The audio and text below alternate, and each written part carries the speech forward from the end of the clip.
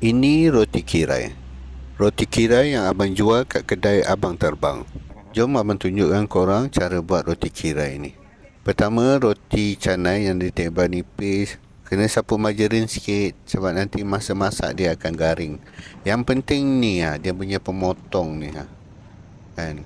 Nanti abang boh lah dia punya link kan. Kalau korang nak try, abang-abang akak-akak yang buat roti canai, korang kena try ni. Kena try buat ni dan kena ada alat tu kan. Try jual kat kedai korang.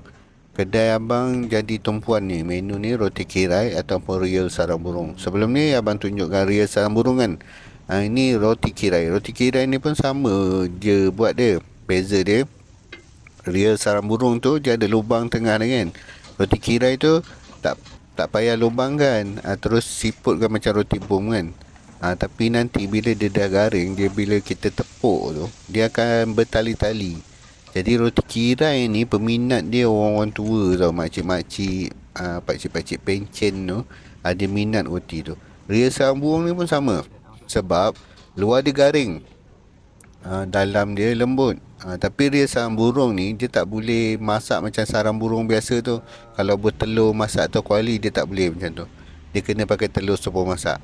Roti kirai tu dia akan jadi macam tu. Cantik kan?